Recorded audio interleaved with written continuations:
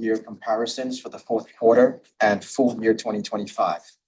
Full year 2025 year-on-year growth will be on a pro forma basis to facilitate like-for-like comparisons.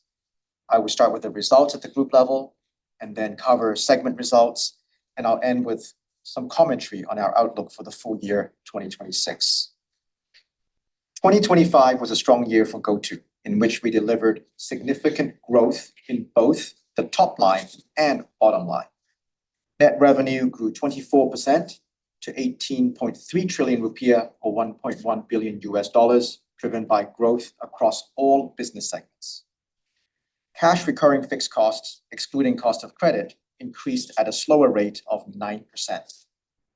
Top-line growth, together with positive operating leverage, resulted in adjusted EBITDA increasing over 6 times to 2 trillion rupiah or $120 million. Moving to fourth quarter performance, we delivered solid growth and significant profitability improvement. Net revenue showed solid momentum, growing 19% to reach 5 trillion rupiah or $300 million, driven by growth across all business segments. Cash recurring fixed costs, excluding cost of credit, increased at a slower rate of 4%. Again, driven by the top line and positive operating leverage, adjusted EBITDA increased 106% to 672 billion rupiah or $40 million. Now turning to our business segment results. Fintech had a stellar year. Net revenue in the fourth quarter grew 45% to 1.7 trillion rupiah or $100 million, underpinned by strong growth in users and engagement.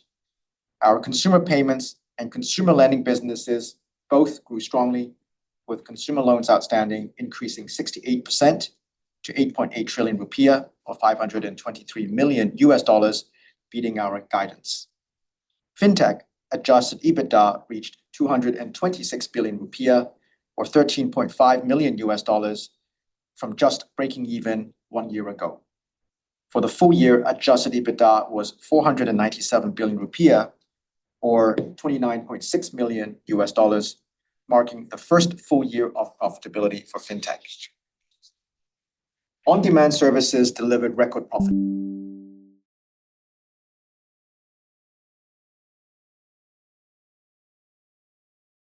Recording in progress. Breaking this down, mobility net revenue grew 15% and delivery net revenue increased 8%. This upward trajectory in net revenue was largely supported by the optimization of our product mix, higher advertising revenues, and disciplined incentive spend.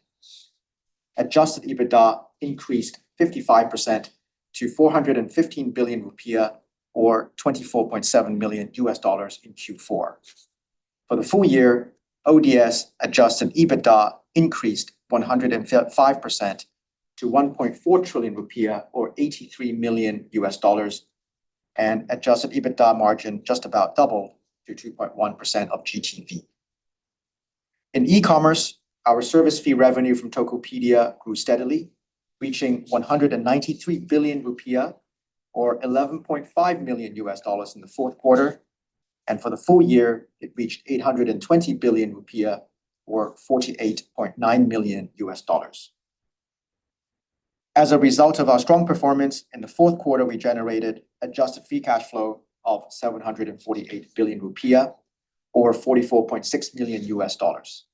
This milestone serves as a strong testament to our strengthening business fundamentals. Moving to the outlook for 2026, as Hans mentioned, we are today introducing guidance for the full year 2026 as follows.